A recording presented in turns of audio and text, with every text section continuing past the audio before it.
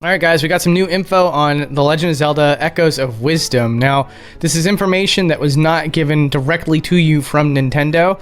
This was accidentally, I guess I say accidentally, but given away by the ESRB.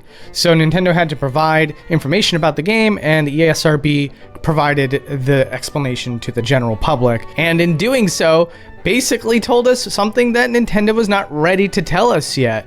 So obviously, if you don't want to know this yet, it's spoilers, but at least now you know the story, basically, that the ESRB leaked some information about The Legend of Zelda Echoes of Wisdom that is not publicly available to everybody from Nintendo's direct mouth. Now, with that said, is it like a super spoiler? Kind of. Like, it's something that I think Nintendo wanted to reveal gameplay-wise until further down the line, but it's not a full-on story spoiler. So if you're very interested in gameplay mechanics and how the game is going to play, you're probably going to find this out in a future trailer anyway. So if you want to find out now, I'm going to say it now. 3, 2, 1. Link is in fact playable in The Legend of Zelda Echoes of Wisdom. So in this ESRB thing here, you know, this Doodad McDoober over here, it says, this is an adventure game in which players assume the role of Zelda as she attempts to dispel rifts throughout Hyrule and rescue Link. A 3/4 overhead perspective, players explore various environments while fighting stylized enemies, e.g. humans and creatures. As Link, players use a sword and arrows to defeat enemies. Zelda can use a magic wand to summon creatures, e.g. wind-up knights, pig soldiers, slime, for battle. Some enemies can be defeated by setting them on fire. Other creatures dissolve into mist when defeated. Battle sequences are somewhat frenetic, with several enemies attacking, fighting at once. There you go. Basically, they just confirmed that you do play as Link and use your sword and arrows, something that a lot of players were complaining about when talking about using Zelda as a character and not being able to use combat weapons.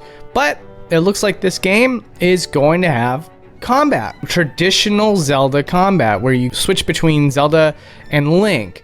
And I'll be honest with you, I get the idea behind putting a lot of the focus on Zelda for the first trailer. I do get that.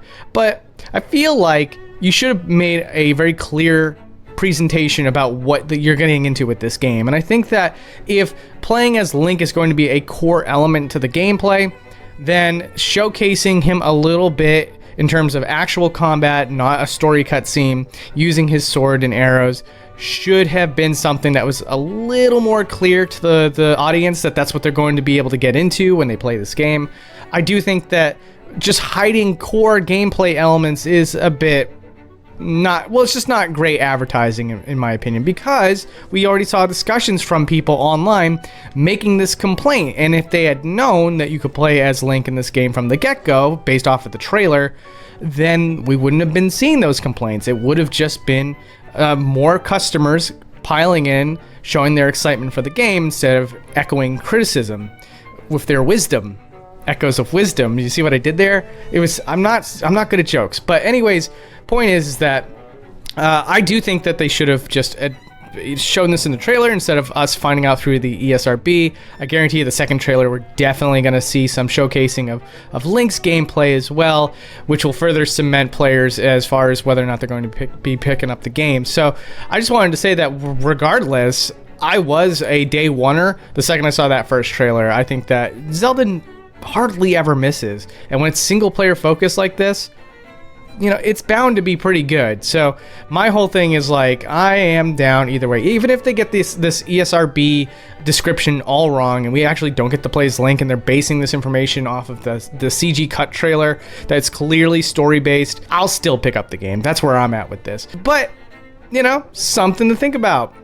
Should Nintendo be a little bit more upfront about core gameplay elements with their premiere trailer, especially if they're showing off a huge chunk of core gameplay that is just the other side of two-faced coin? Let me know about that, because I'm just curious. I think, like, is it good that they wait people that are just kind of weighing in speculatively about, you know, proper advertising? Or are you kind of like on my side where it's sort of like, you got your first impression, you should really make it count? And unless it's just a straight up teaser where no gameplay is shown, you really should be showing everything the gameplay has to offer not, I mean, like, on a surface level, but not, like, we're not talking about, like, manualing a mech at the end of the game or anything like that. We're talking about something that sounds like it's going to be throughout the entire game, where you also get to switch between Zelda and Link. So, in that regard, would you think that they should be showing that off first trailer, that they do a gameplay trailer? That's the thing I kind of want to, like, have a discussion about. But anyways, I had fun. Thank you so much. Hit subscribe if you'd like. That would be nice. It would help me out a ton. We got a small audience right now, so always nice to have a few extra people here. And if you want more videos like this, well, just stay tuned, because it's going to happen no matter what. No matter what you say, okay? All right. Take care.